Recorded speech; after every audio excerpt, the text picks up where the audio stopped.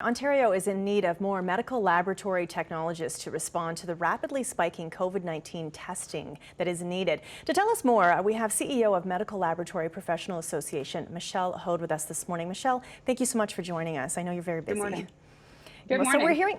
Good morning. So we're hearing of so much backlog in testing right now since we hit the second wave. How are you and the lab techs managing? Because I understand there's a fair amount of burnout involved.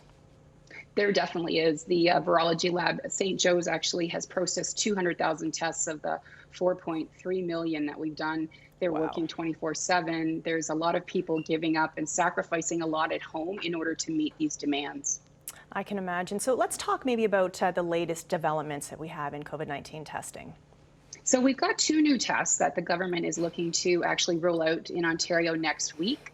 One test is going to take about 13 minutes to get a result, and the other is going to take about 15 minutes. So the first one is the Abbott Pambio test. So it actually tests for a protein on the virus, and the ID Now test looks for genetic material. The only limitation we have with these tests is that you need what they call a high viral load. So you need a lot of the virus in your system for it to show up. So that's the only caution that we have from a lab perspective. I see. So that's where we're still kind of worried about the impact and reliability, right? Absolutely. So, if you think about if you have symptoms, the process will be that you still need to get swabbed, but you'll know immediately if you have it or if you don't have it. But if you don't have enough of it, the recommendation we would make is you still follow those protocols. Stay home, self-isolate to ensure that if you do have it, you're not spreading it. Right. So how are these tests actually processed then?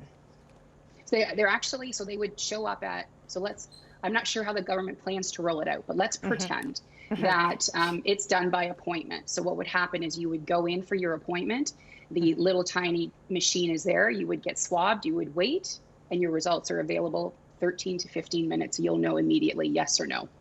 So I know a lot of people have been talking about, accessing kits themselves and buying them online and being able to do that. That's not happening anytime soon, where you're going to have one mailed to your house and you're doing it. No, it's interesting. Somebody just referred to it in another interview as having are they going to be like pregnancy home test kit, right? Right. And the fear with that is, again, it's around how specific those results are. So like pregnancy tests, you keep doing it over and over until you get the result that you want.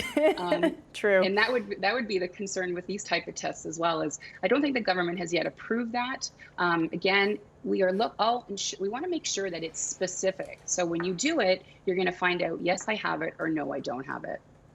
And I think the thing is, again, is shortage. I mean, how many tests will we have available to us, and who do we determine will receive these tests as well, right? Absolutely. That's what the government's talking about right now. So it probably makes sense to look at long-term care facilities. Does it make sense to put them in schools? Does it make sense to look at our rural and remote communities? So we've got, people who live in rural and remote areas that right now their test needs to travel potentially by orange helicopter into Toronto or Ottawa. So waiting that time is really, really hard for them. So having these tests there, you'll know immediately.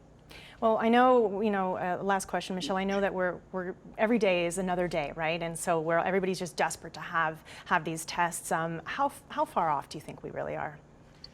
That's a really hard question to answer right now. We've entered the pandemic understaffed, where, we were at 90,000 backlog. Today we're at 26,000, which is great news.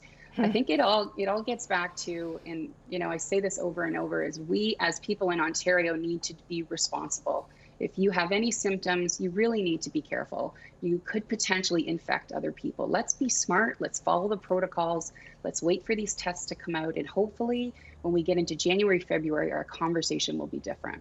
Right. And it's not just about us. It's about other people. We need to care about other people, right? Michelle Hoad, CEO of Medical Laboratory Professional Associates. We really appreciate you coming on the show, and we appreciate everything you and all your lab techs are doing for our community. So hang in there. Thanks. I'll let them know. Thank you. Thanks, Michelle.